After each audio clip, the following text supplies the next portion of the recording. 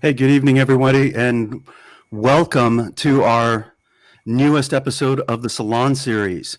We are beginning what would normally be in industry terms our second season, and tonight is our very first episode. And tonight we have an incredibly special guest that's going to be joining us. As a matter of fact, yesterday during one of our administrative meetings, we were talking about this amazing guest, and several of our folks were like, "Oh my gosh, I love him," and they were naming the shows that he's been doing. So he's going to talk to us a little bit about the shows that he's done, and we're going to kind of get knee deep into conversation about equity, equality, and how we're going to be moving forward and making sure that substantive change happens in the arts for people of color, LGBTQ, everybody, so BIPOC, LGBTQ, everybody, all of the initials. I think everybody is excited and ready for change.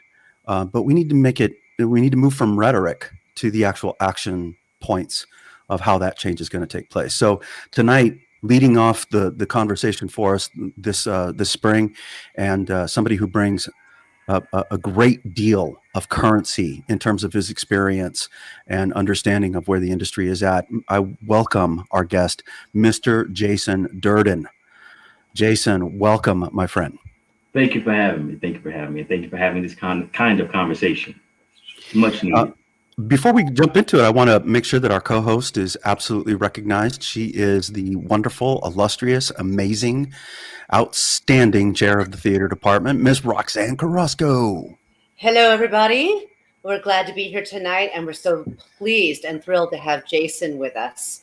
We're excited to begin this conversation tonight. Absolutely. So I think before we get into the stuff that we really want to talk about, Jason, we want to hear about your journey. Your journey. Every individual artist's journey is so important, especially for young people listening to, where am I going? What does it look like for me? What could it look like for me? I think it's critical that we hear about every artist's journey. So if you could, sir, share us. Yeah, my journey was a bit up and down, a bit. I know what I want to do, and then wait a minute, is this really what I want to do?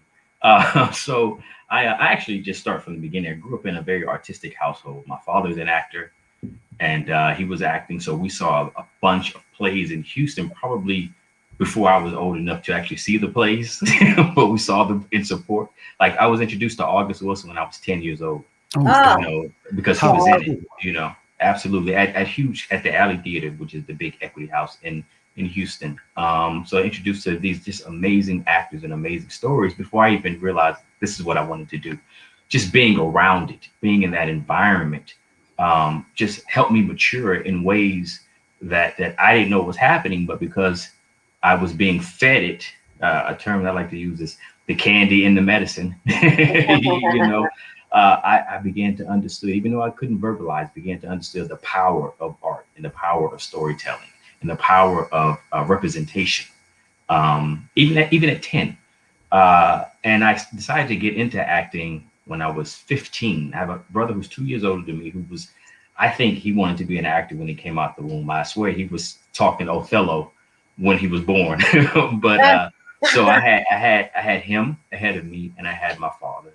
And my mother is just a love of the arts as well. So I was in an environment where it was encouraged once we showed an interest to it. So I went to Morehouse College and got my undergrad in theater, undergrad degree in theater. And then I went to graduate school at University of Illinois, Urbana-Champaign, and got my master's in fine arts. And funny story, while I was in grad school, third year, first semester. So this is our final year before we enter the real world. And I apologize to Jason Maddie. He wanted me to tell the story to his students when I was in his class, and we just ran out of time. I forgot. So here it is. In grad school, I was like the cool cucumber.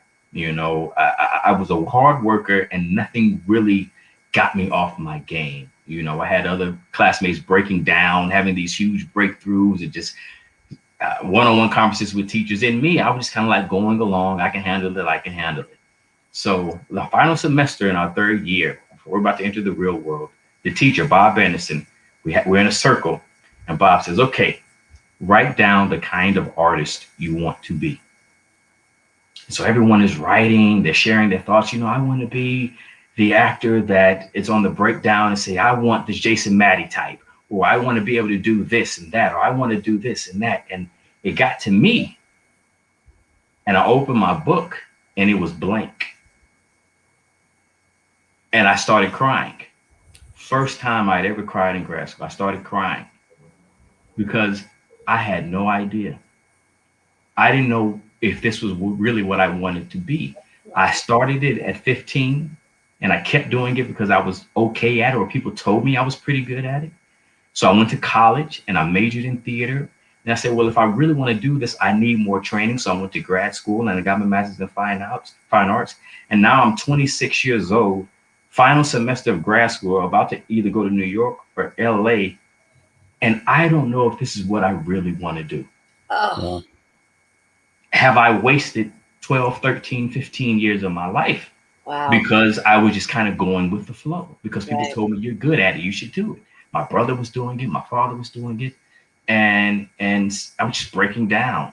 And the teacher, Bob Anderson, said something that I live by to this day, and I tell everyone else. Okay, Jason, I understand your issue, but you're here now. It's paid for. You spent 2.5 years doing this.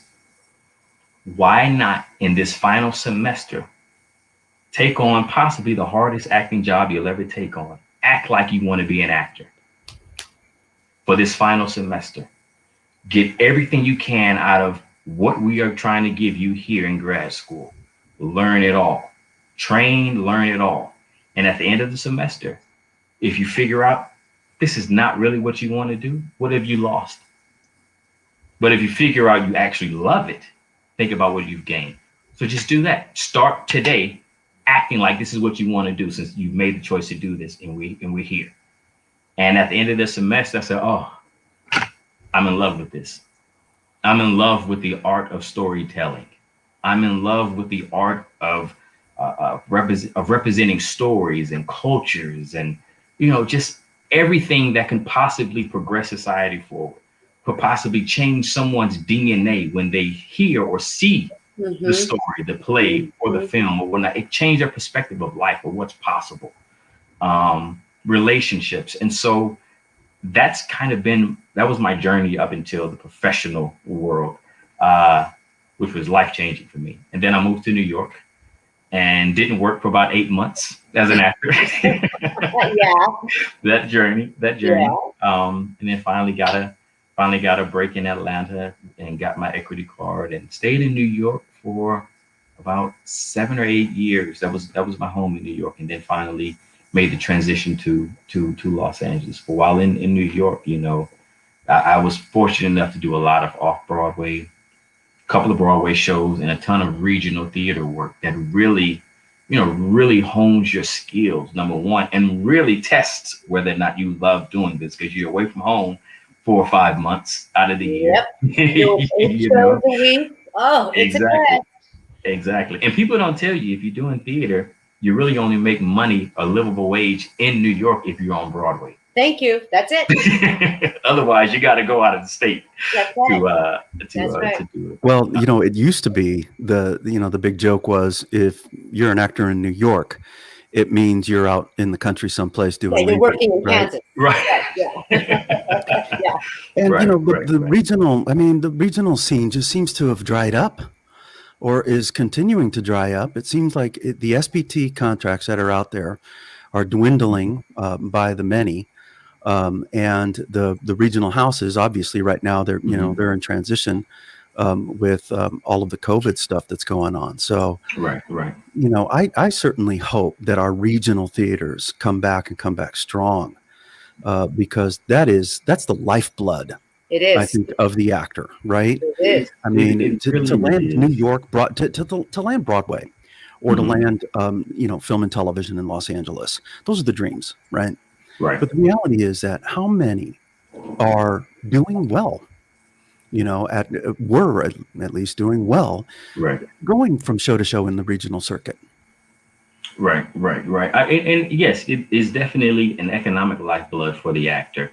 I think also it is because now, don't get me wrong, every regional theater has its mission and whatnot, but in comparison to Broadway, even sometimes in comparison to just New York theater, the regional theater has the wiggle room to do certain shows that the commercial theaters in New York say they can't because they won't sell, right? So I think the regional theater, I think, is our best bet of really holding a mirror to society, whether that's in storytelling or in representation, because you're not, held to the fact that, okay, how are we going to sell the show? Because it's subscriber base. So the subscriptions are already there. Let's just plan a season. Whereas a New York Broadway house, they say, well, I don't know if that show is going to sell in this house. So you can have the money for the show, but the theater won't rent you the space because that they is don't so true. That is so true. Well, the investor money that's in it, right? I mean, the investors. Right. If an investor's going in and they don't see potential for profit, they'll pull. Right. I'm sorry, Rox, I cut you off, man. You were going to say something. No, that's okay. It's just that the regional theater, I started in regional theater. That was my first stuff and getting my equity card there. And I still continue to do it. And for me, it's not just that experimentation, which is exciting, but there's as the artist, I get to experiment a little bit more. Right. In the role, because in New York, you kind of need to be what everyone expects and needs you to be. The risk taking, yes, if you're doing off Broadway stuff, you can take some risks. But so I really hope that regional theater sticks around. I wanted to ask a quick question, Jason. Yes. I saw a Playbill article that talked about you and your brother being on Broadway at the same time. We were on Broadway at the same time twice, actually. I love it. Tell us how that was, and you even crossed actors in some of those experiences too, right? So I have to say that just going back to journey, my journey, and I don't say this lightly, my journey has been so blessed with just so many opportunities that Disney couldn't write. You know what I mean? And I know why some of it is there. It's partly because get a little personal. My father, like I say, is an actor, and he's actually our first acting coach when we showed an interest to it. But growing up, he was still chasing his dream of being an actor, not just on stage, but in film. So he would take red-eye flights Sunday night to LA from Houston, audition, and then fly back Monday afternoon, and then be back at work from Tuesday to Friday, right? Because he had a family, he had 5 kids. Devotion. That's devotion. Right.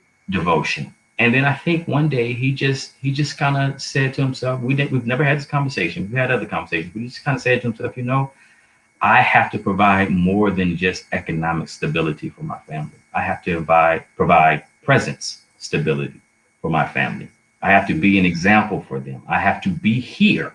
So let me put my dreams of film and TV on hold and be here for them so they turn out okay. And it just so happened that he had 2 kids who were interested in acting. And one thing he told me when I was old enough, he said, son, I believe that the sins of the father fall down to the children. But I also believe that the blessings of the father fall down to the children. And I believe that I have a lot of unused blessings because of the choice that I made to be here for you all, that hopefully my blessings are rolling over to you. And I think that's what's happening. Now don't get me wrong, we've had a struggle. Brandon and I, my brother Brandon, we've had it tough, just like any actor. But some of the opportunities that we've been able to that have been presented to us are just unimaginable. So yes, I was on Broadway I was understudying Broadway doing Fences. And he was on Broadway doing Enron. And then 4 years later, I was on Broadway and I was with Denzel. And 4 years later, I was with Denzel again in Raising in the Sun. And he was on Broadway doing All the Way with Bryan Cranston, starring as Martin Luther King Jr. Wow. And so just incredible, right? And he has a wife that was also on Broadway at the same time. Love it. And the moment we were actually playing the same role at the same time on opposite coasts. So I was in LA doing Ma Rainey's Black Bottom at the Uh-huh. Taper, directed by Felicia Rashad. Loved And it. he was in New Jersey doing Ma Rainey's Black Bottom, directed by Ruben Santiago Hudson. And we were playing the same roles at the same time. So while I was getting reviewed by the LA Times, he was getting reviewed by the New York Times. And then the New York Times actually did a story on us. It was just, and my parents loved him so much. Since they retired, they have not missed an opening night that we've had. Don't care where it is. Dad's So still with us. Dad and mom are still with us. yes, Dad and Mom are still. And that's the ultimate blessing, right? That he can Yes, see it is. his children, the blessings that he has put forth. And we try to pay it back. So this is a quick story. I know it's not part of the question, but I just love telling this story because again, it's unbelievable. So speaking of regional theaters, there's a theater in New Jersey, Two River Theater Company. Wonderful theater company. John Diaz is great. We have a great relationship with him. We've done a couple of shows there. And in 17, they were doing a production of Raisin in the Sun. And he asked my brother Brandon and his wife to play Walter Lee and Ruth. And Brandon said, yes, we will do that. But can my father play Bobo? Wow. And John said, absolutely, absolutely. Now, backstory on this is my father had never done a play outside of the state of Texas. Oh. And years ago, he said, Jason, a lot of actors need a lot of things to see themselves as successful. He said, the one thing that I need that I never had the opportunity to have because I live in Houston is to say that I'm a card carrying member of Actors Equity. Right. Because there just aren't many equity houses in Houston. You don't need an equity card to work. Right. But that to me is a stamp of success. And I just never had that opportunity. Fast forward to 2017. 2017, my dad is 71 years old. And they're doing the show. And he doesn't know this, but with doing the show, he will be eligible and qualify for Actors Equity.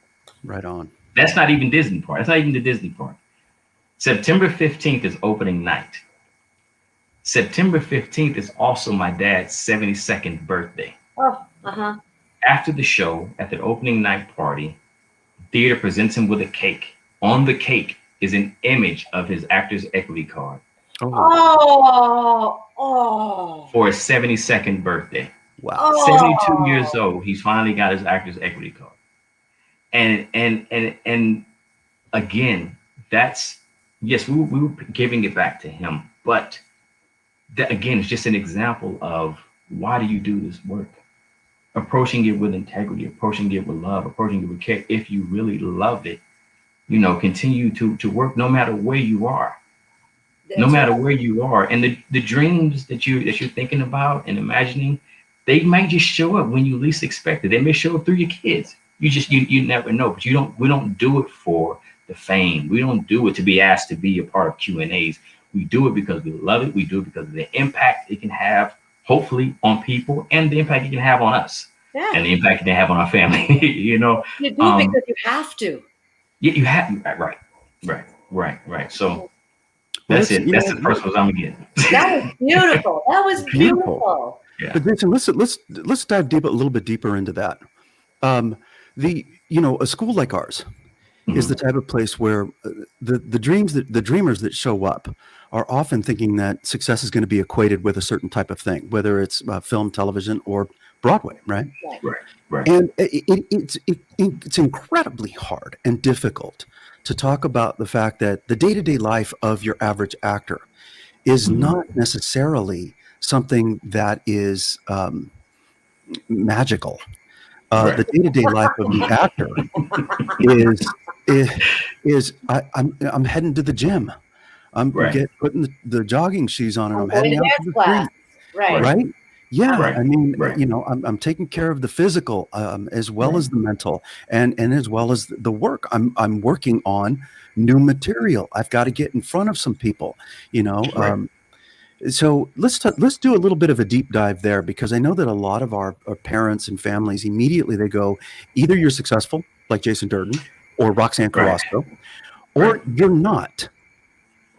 And that's just not necessarily the truth. There are Right. so many out there doing it every single day.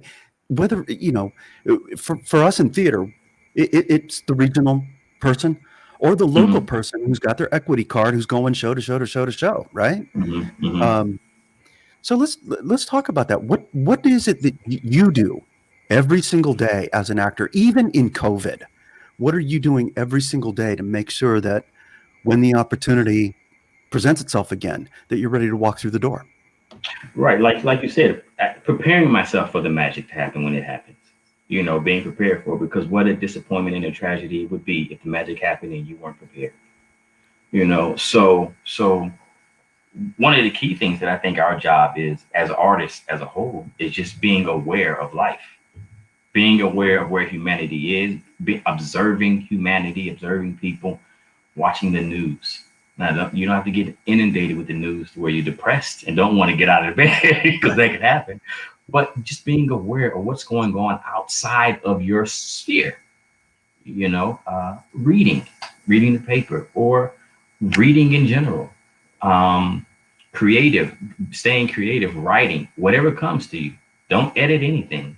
And when I was in undergrad, I received a book from a teacher of mine, The Artist's Way. I'm sure you guys have Love it. heard about it, and I break it out every once in a while.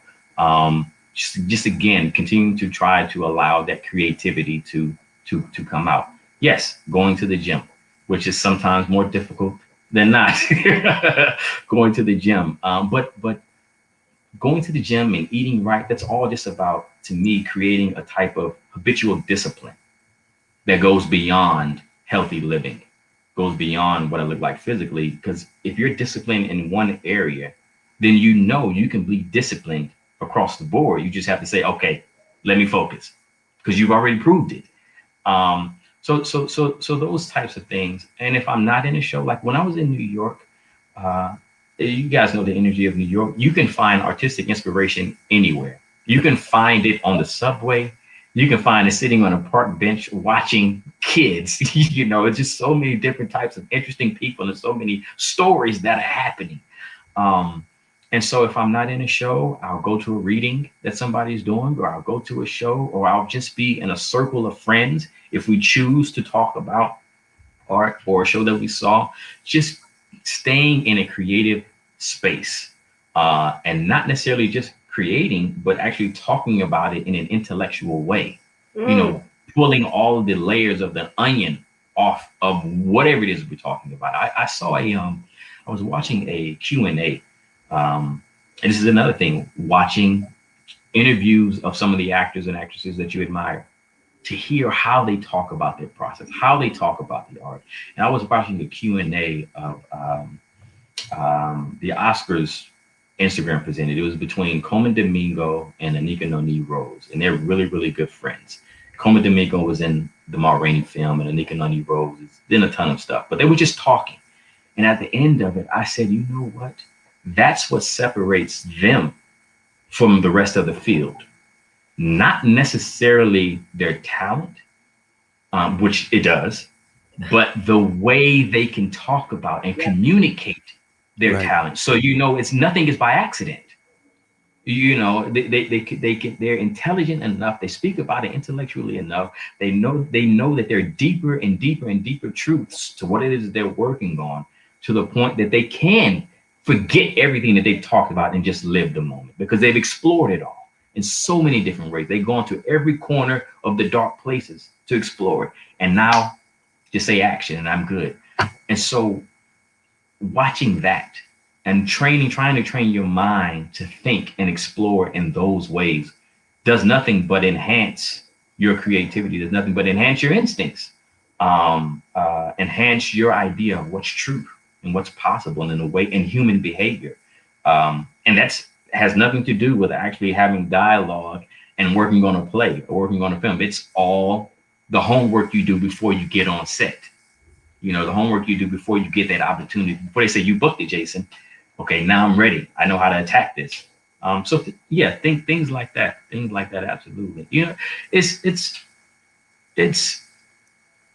I constantly say that as artists, if you're working as an artist and trying to support yourself, financially as an artist, I think you have to constantly reassess what success means to you. Because if we listen to everybody else, if I listened to some of my family members, I would have been in every Tyler Perry film ever made. Right. You know, because some family members, that's their idea of what success is. That's right. Or tell Oprah to do this. Or then you work with Denzel, call him up and tell him, it's like, no, it doesn't work like that. That's not how it works. You That know? was going to be my question. What was your definition of success? I mean, because we all have a different definition of what that is. Right. So, right. So, what did you have a definition of success? Did maybe not because you didn't kind of put it all together until late in the game in grad school? Or did you?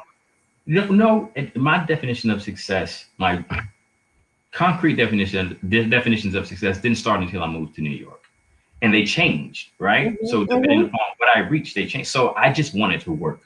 I just wanted to be a working actor in New York. Right. And then when I started working, I wanted to be an actor that didn't have to call home to his parents for rent money. There you go. And then that was another level of success, right?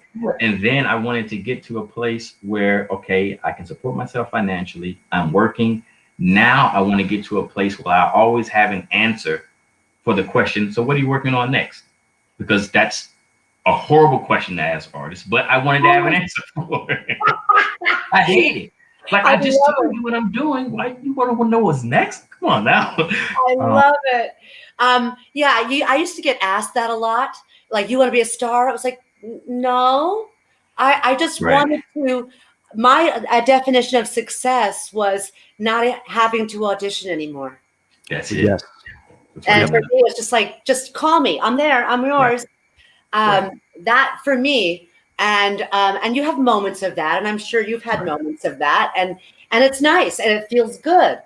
Does that make me rich? No, but it validates me as in my definition of success. So, but because I have the parent that says, "How much are you making?" And that's not the point, but a lot, or a little, but it's. I love that because, most of my career took place early on in Phoenix, Arizona. And you want to talk about a cultural wasteland. Like they've got like 3 theaters there, right?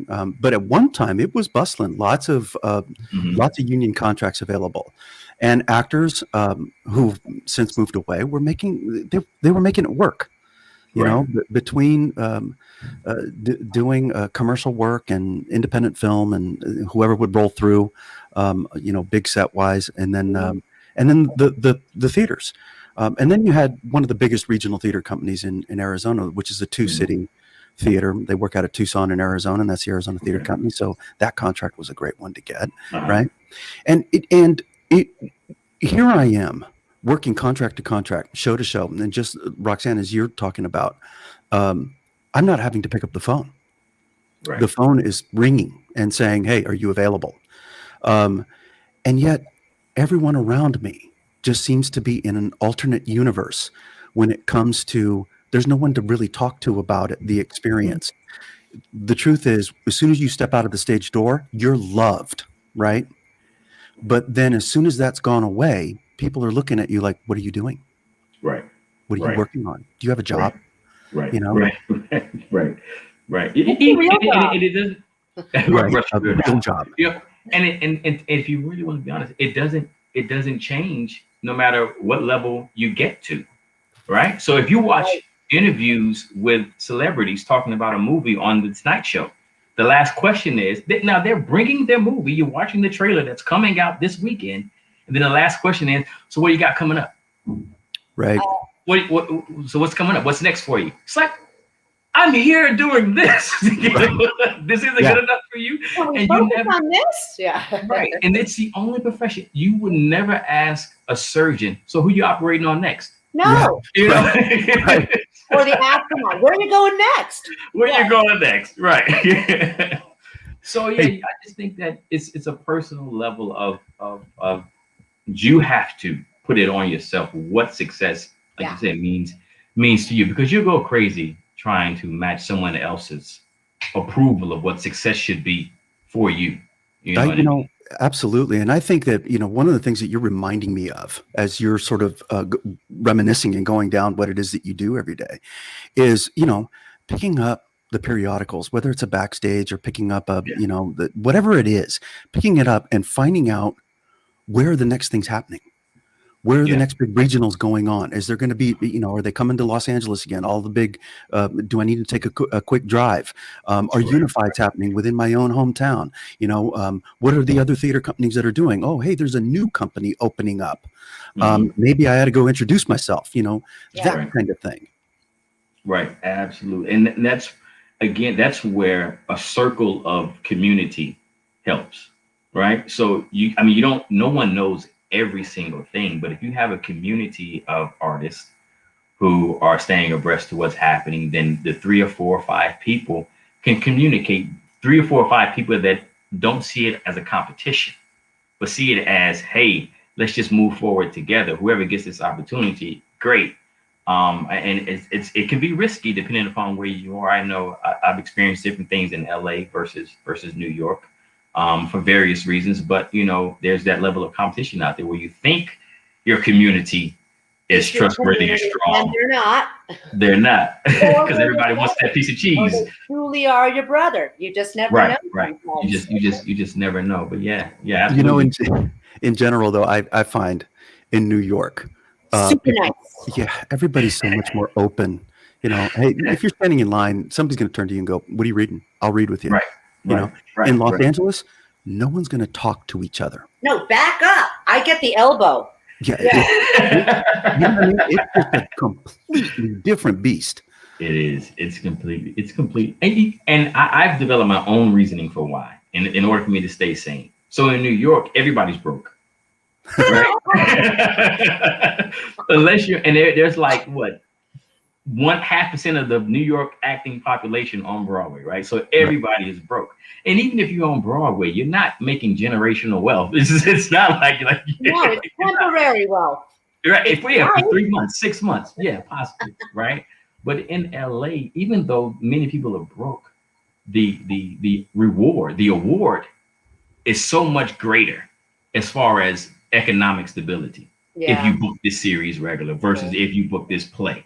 You know what I mean? So everybody wants, and of course the exposure is different. So again, the award is different if you book the job, right? And there's so many factors in LA that I've come to learn that you can't control in LA, right? So the look is so different in LA as to why you get the job or not get the job. Sometimes your acting ability is like 3rd or 4th on the list as to why you book the job, right? So I am going to try to control as much as I can as far as competition, as far as them seeing somebody else that may be better than the role for me in LA versus in New York. Okay, the best person is going to win. You know, or whatnot. And I'm not like this, but I see it all the time. So I don't have many LA friends. Most of my LA friends are actually not in the business at all. Right. I know people, New Yorkers. and it's not because I'm one of the least competitive persons you'll meet when it comes to the business. Athletics, I'm competitive, but to the business, I feel like what's for me is for me. I can't mess it up, nor can you mess it up to give it to me. It's what's for me is for me. But people are like that. People do think they can control the opportunity. So yeah, I want to hit on that a little bit harder with you. And that is, I talk about this with the students all the time, that it's not a competition. Yeah. It really isn't. It's not about you against the other person. But you will agree that we do see the same people at your auditions because you're typed together or whatever. Right. But I always felt strongly, and maybe I'm naive, but I really felt that it's not about you and I. It's about either I'm right for this project or I'm not. Exactly. I've always felt like there's a competitive fire without question. When I walk in the room, I want to be the best in the room, period. I mean, that's never going to leave. But I'm not competing against somebody. The minute I compete against somebody, I lose. You're done because you're not in it. Right. Because you're doing something that's going to beat them, but not necessarily get you the part. Not going to win you the job. You know what I mean? Yeah. No, absolutely. It's tough. I mean, as humans, I mean, like you said, it's seemingly very competitive, and so as a human, you want to give into that competitive nature. Well, I have to beat this person because he's up for the job or she's up for the job as well. But you have, again, it's all about psyching your mind. You got to psych your mind and say, no, the competition is within. This audition must be better than the last audition, and that's all on you. That's right. Nothing to do with You anybody can else. control that. Learn your lines Yeah. this time. You know? And you know what, Jason, I kind of, I understand your philosophy on that, you know, as you're thinking about New York versus LA. Mhm. I come at it just a little bit differently. Okay. For me, everybody in New York is good. Mhm. I don't know that everyone in Los Angeles is good. Right, And you're right, because being good may not be the reason that you land the part, may not have anything to do No. with it per se, No, right? no. Whereas in New York, if you're not good, you're not going to work. Right. Absolutely. And That's I can honestly well say, said. Well said. that is very well said. And I can honestly say, I've gotten some parts that I wasn't good in. And I probably shouldn't have got the role. It's just being honest, you know, just being, for whatever reason, I wasn't good in, I wasn't necessarily right for the role or right for the role in that particular moment. Yeah, I can relate. And again, these are just things that there's so much about the business, you know, that you can't control. You coming into the business, and I'm saying this because I know hopefully a lot of young people who want to enter the business are watching. And we always hear, before we get to New York or LA or Chicago, wherever we choose, Arizona, wherever we choose, you're going to hear 1,000 no's before you get one yes. That's right? right. You hear that. You try to mentally prepare for it, but there's no way you can mentally prepare for that, because you don't throw in the factor that there's so much about that yes or no that you can't control. Like if there was a 2 + 2 = 4 answer to get that yes, I could deal with the no's. That's easy. But you don't know what to do, what you could have done differently, what you could have done, you know, what this person could have done to get that yes. So even mentally, it's just a harder pill to swallow on 999 no. Have you ever sat on the other side of the table? Have you ever been able to watch? Wasn't Yes. that life-changing? So life-changing. It So really- life-changing. I highly recommend that, and I've invited students that I thought could benefit from watching an audition process to sit with me. But it's so enlightening. Share with us what you witnessed, why it was life-changing for you. It was life-changing for me because you begin to see where you lose before you even speak. There you go. Where, you know, you get different degrees of actors, right? And I'm not even talking about ability. I'm talking about confidence level. I'm talking about preparation. I'm talking about being comfortable in their own being, right? So if I've seen actors come into the room that have no confidence whatsoever, I'm like, okay, well, they won't get it unless the actual character is without confidence whatsoever, and it just so happens that the two married. I've seen people come in with a lot of confidence, but extremely, I'm going to use a term that's very popular in the streets, thirsty, desperate. Yeah. And it's like, okay, you're trying way too hard. We're not really seeing who you are. You're trying to make the room laugh. You're very, very desperate. And the other side of the table can sniff that out. I've seen people come in who are extremely talented. I know their work, extremely talented, extremely confident, but ill prepared for the audition. Yeah. Just ill prepared. Don't know what the character is, don't know the story, don't know the relationship, don't know anything. And so they didn't even have a chance, right? But could be extremely right for the role.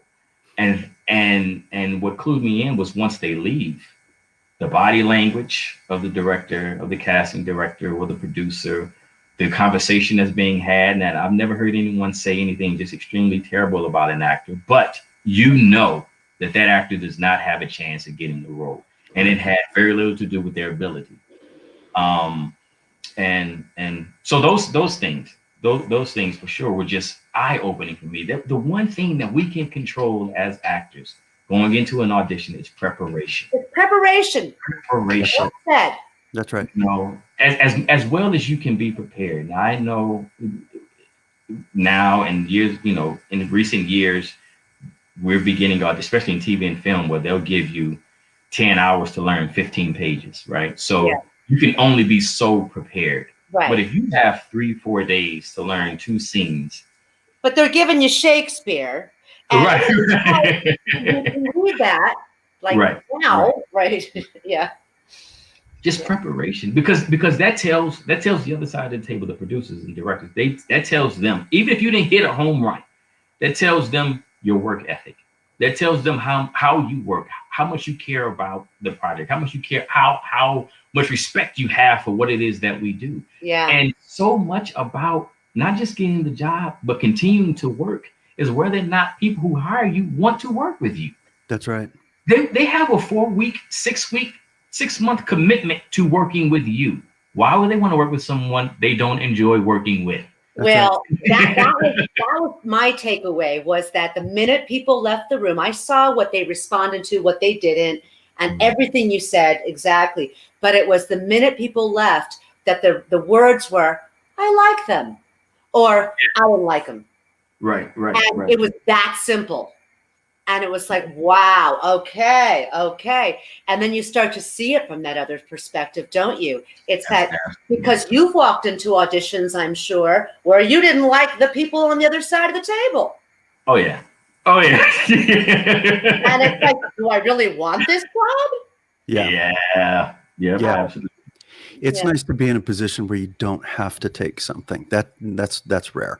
But I also want to say that one of the things about preparation is that even if you walk in and you nail the audition, but you're still not going to get the part because you're not right for it. Right. But you leave a great impression, because when you're sitting on that other side of the table, and we've been there a bunch of times where you sit there and you go, I love them. They're not right for this, but my gosh, if they walk through the door on this, or this, I'm casting them. You know what I mean? Or just calling them. Right. Yeah. Right. I know people who, go ahead, Richard. I'm sorry. I was just going to say we're running out of time because this conversation has been amazing, and I do want to keep us to an hour.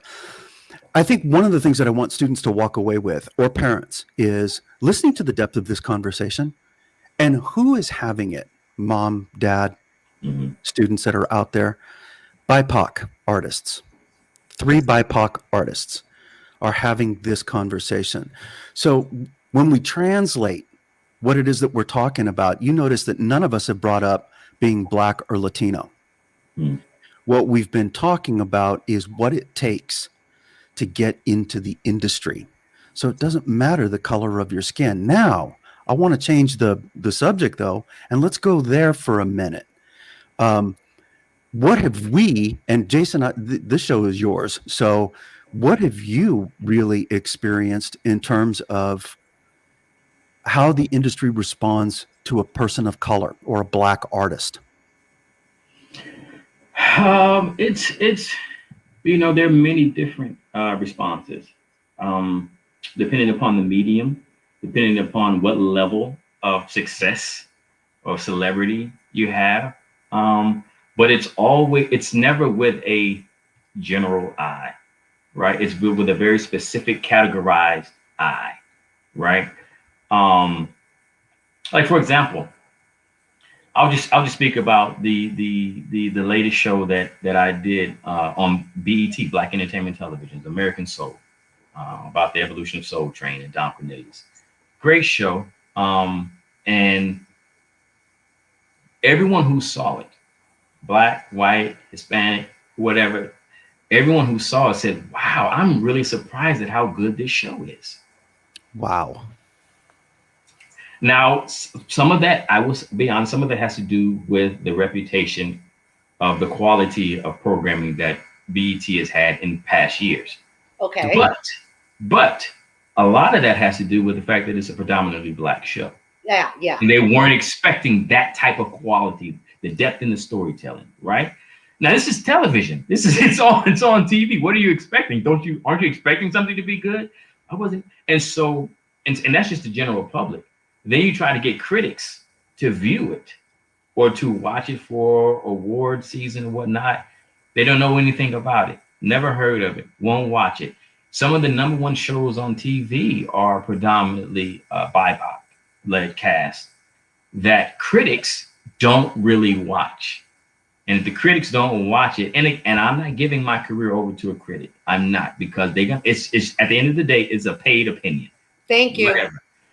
But I'd be naive to say that critics, write-ups in New York Times, Hollywood Reporter, Variety, don't enhance someone's career, don't enhance someone's platform, don't enhance someone's exposure. Yeah. They matter because those words go to the masses. Yeah. Right. And so it's just the way that our work, and I'm Richard, Roxanne, myself, our work is viewed, received, and spoken about, or the lack of intellectual observation of our work. Sometimes the critique is very surface, and it's either because they're too scared to write the truth because they feel like they don't understand the culture or understand the people, whether it's just art or storytelling or not, or they feel like they can't be honest because we are in a time where Oscar's so black, I'm rooting for everybody black. Or so if they tell the truth and they feel like, well, something is not very good, then I'm going to be persecuted. That's because right. We're in a moment where BIPOC art is supposed to be celebrated, right? And I think that movement is great, but I think the other side of the coin is it hurts us going forward if we celebrate everything. Thank for the you. sake of celebrating everything. Absolutely. That we're doing, right? So we're hurting the quality of the artwork if we know already we're going to be celebrated for it. I think there has to be middle ground by both sides. Isn't that racist? Like to the extreme too, to say that, okay, well, I know that I'm going to get a great review because I'm Latina. Right. Well, I wouldn't use the word racist. The work still needs to be outstanding, right? It still needs to be good. It still needs to be a quality. I'm just quality. saying that it seems really, it just seems so counterintuitive. And I guess it's hard. Everything you just said, I'm taking all of that in. Mm-hmm. And I guess I've just been dealing with it my entire life. And I didn't really think of it that way until you said that. And I'm going, whoa. And it's hitting me hard of, well, just the reflection and that maybe people have been afraid to say the truth, and then I'm thinking about some of the reviews I've read with shows that my colleagues have done, and I'm wondering they tiptoe. Mm-hmm. Right. It's insulting when a Latino show gets lauded just because it's Latino. Well, if I'm watching it, I want to see it be really well done. Right? You want to be excellent. I mean, I remember as a young actor growing up, and you just reminded me, Jason, of a moment that made me go, as a young actor, I didn't see these colors, right? And I'm careful of saying that because I recognize too that what I just said can be incendiary. People saying that you don't see it, right? But there was a moment when I was watching the film Glory, where Denzel's character is about to get whipped, and he throws his shirt off. Oh yeah, with his arms up. Yeah, and he looks straight ahead, and as he begins to get whipped, just that one tear that comes down, and I said to myself when I saw that, I said, "Damn, I hope I'm that good someday." Right. Do you know what I'm saying? Yeah. It didn't have anything to do with black, Latino, white. It had to do with the ability to deliver that kind of storytelling at that level. Right. Absolutely. And keeping the quality there. And I'm not gonna put this all on critics who are not BIPOC or directors or producers who are not. It's on us as well to hold ourselves to a standard. Yep. Right. To be honest with ourselves in public and in private. I'm not saying be mean and say that's terrible, that's horrible, but still give helpful, truthful, progressive critique to our own work.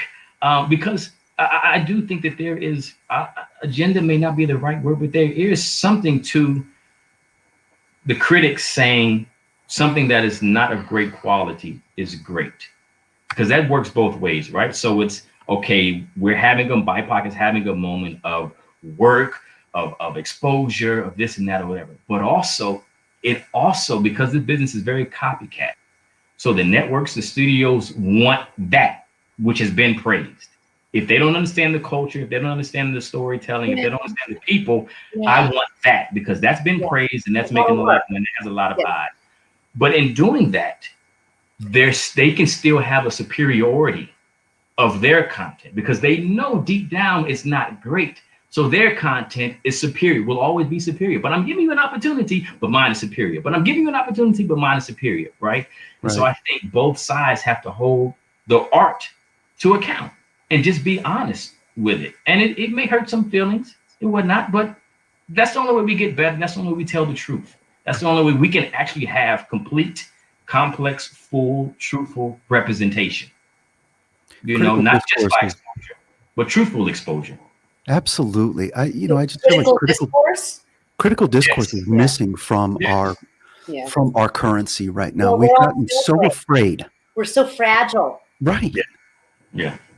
And there's nothing wrong with critical discourse. That's not about putting somebody down. No. That's about unpacking what you just saw or what was just presented and giving somebody the information that they need to elevate the work, right? Or to take it to continue developing. Right. We're just so afraid of that these days, it seems like. Yeah, we are. I wanted to ask a question. This might seem ugly, but I'm very hopeful. I wanted to ask, I'm a light-skinned Latina with clear eyes, with light eyes, right? So I'm not your typical looking Latina. Richard is Latino as well, and Mexicano, but he is light-skinned as well. You are African-American, and you are a light-skinned African-American. Right. So, have you heard those awful words? You're not dark enough? Not in those words, but absolutely. There was a project that I was up for. I felt like I was the best person in the room, but it was confirmed by the reader who was in the room with the producers and the director saying Jason is the best person that was in the room. And then someone in the room, a decision maker said, yeah, but he just doesn't look black. And they had already cast the mother and the father. And so I get it to a certain degree, but to use that terminology, that vocabulary, he doesn't look black. So I didn't get the part. But aren't you kind of glad you didn't now? No. No, I'm not. On one hand, yes. Do I want to work with someone like that? I don't know where it was coming from. I can't say it was coming from a place of ignorance and not understanding that we come in all shapes, colors, and sizes. Right. Especially us coming from slavery, and you may not be full white, Mr. Producer, but you know what I mean? So I don't know. I can't say it was coming from a bad spirited place. Right. It was coming from a place ignorance, of innocence and not understanding. But the opportunity would have been great. But what's for me is for me. Other opportunities came, but absolutely. And not just in saying you're not dark enough or you don't look black, but the kind of black character you can play. and right? I won't get cast as a thug. Not that I want to play. But yeah, I look like I'm clean cut. You got nice teeth. Right. I'll get cast as the police captain, but I won't get cast or same token a dark person. But in fairness, that's based on the vibe you give. That's not based on the color of your skin. That's based on the vibe. So right? Possibly. It's so interesting. Whoever's directing or producing, sometimes it's fascinating to me. It is. Because in general, in New York, I'm definitely not Latino enough. No. But in Los Angeles, it's weird. I'll get told, or did you just cross the border? I mean, Right. seriously, did you Wow. just cross the border? That kind of insult. Wow. And then turn around and also be told, I'm not buying the accent. And you sit there sometimes and just walk out and go, oh my God. This is crazy. I remember being at an audition where somebody said, I need all the Mexicans over here. All of my Mexicans. All of my Mexicans. I need all my Mexicans over here and everyone else over here. I left. I walked out. I didn't even go to the audition. I booked a job once at a callback because they asked me to read in Spanish, right? Mm-hmm. They asked me to write on the spot, translate it into Spanish. Now, luckily, I have a certificate of translation. I can do that. But I decided not to. And instead, I said, well, is this Puerto Rican, Venezuelan, Peruvian, or is this Dominican? Which one shall it be? Yeah. And they went, it doesn't matter. I said, oh, but it should. And it matters to me. Am I Dominican here? Wow. It looks like I'm Dominican, yet I'm using a word that a Dominican would never use. So, and I thought, I'm not getting it. Well, I booked the job and they asked me to rewrite it in Spanish. And they said, make her Puerto Rican because you were right. The writer was Venezuelan. Wow. And, how cool, man. But I took a negative moment and tried to change it into, well, let me educate you. Right. Absolutely. Well, and I got my agent to make them pay me translation fees. Oh my gosh, there you go. Good. So, so I'm trying, when I say I'm hopeful, is that I think that people are a little more aware now of how they look at us. And even if they're thinking, well, they don't look Latino or they don't look Black enough, that maybe they won't say it this time. And I can't help what you think, but at least I'm hopeful that people are becoming more aware. Yeah. And you feel like that, Jason? Becoming more aware, yes. Watching or editing what comes out of their mouth, yes.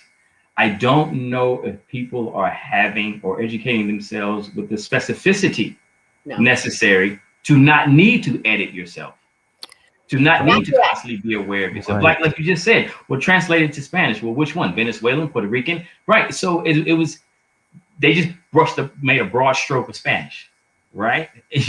In Spain alone, there's more than one type of Spanish, let alone in America. You know what I mean? So I think we need to be more educated, just as a whole, as humanity needs to be more aware of the specificity of cultures, of ethnicities, so we can have the dialogue, so we cannot be afraid to give honest critique, so we cannot be afraid to, and not be afraid to question. And not be afraid to question. I don't understand, why you say that or why you do this.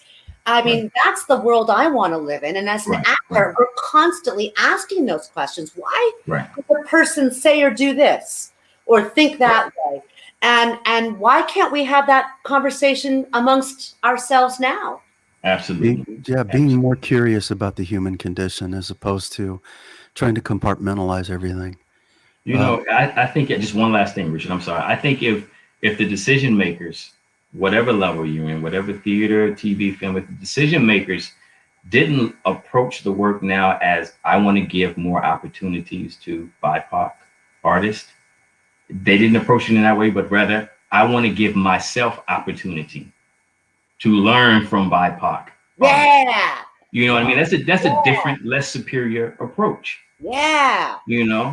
I don't know these things, so I want to give myself the opportunity. The only way I can do that is by opening, yes, we should have that kind of show. Yes, we should have this director. Yes, we should have this writer, because I haven't had that opportunity yet for whatever reason.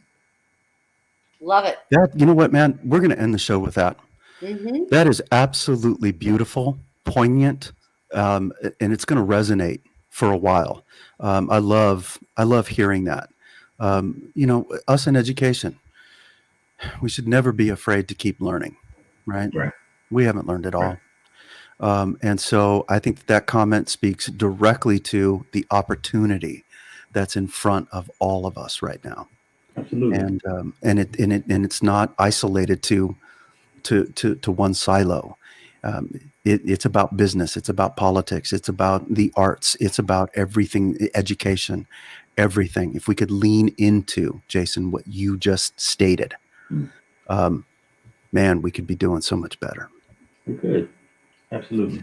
Guys, I want to bring us to a close. This has been an incredible conversation with amazing actor, artist, humanitarian, and advocate, Jason Dirden. Jason, you've been amazing. What an incredible representation you have brought to just being the artist that you are. I want to let everybody know, too, that next week we've got Jay Elaine, who's coming to talk about all of this from a Filipino standpoint, because we're all in this thing called the arts, and we're all seeking to have those opportunities that are out there, or to create them. Sometimes we're going to just have to create them, right? Jason, any final thoughts before we depart? Again, just just thank you for having this dialogue. Thank you for inviting me and allowing me to express my ideas, philosophies, and whatnot, my story. And also, I want to say just thank you to the students that you all have that are continuing to push forward in this crazy moment of time, whether it's virtually or in person. It's tough. It's tough, but you all will be better for it just by pushing through. There's nothing that will come up later in your life that you can't deal with. You dealt with so much before you're 18. Yeah. So I thank you, and I appreciate you now. And because you are the future, I know I will appreciate you later. So thank you very much, and thank you all for having me. Thank you, Jason. Roxanne, thanks for being in the room with us tonight. I miss you, my colleague. I just miss you, Likewise. It's hard. So students, just know that we adults, we miss you guys. We miss each other. We miss our team. It's tough on everybody, but at least these salon conversations can keep us connected and keep us growing. So join us next week for our conversation with Jay Elaine. Rox, are you going to be in the studio again for that one? Yes. Yes. And I will share with you the list of questions. Oh my gosh, I love it. Absolutely love it. So for all of us here, Jason, Roxanne, and myself, thanks for tuning in. Everybody out there, stay positive, keep dreaming, and keep creating. Good night. Amen.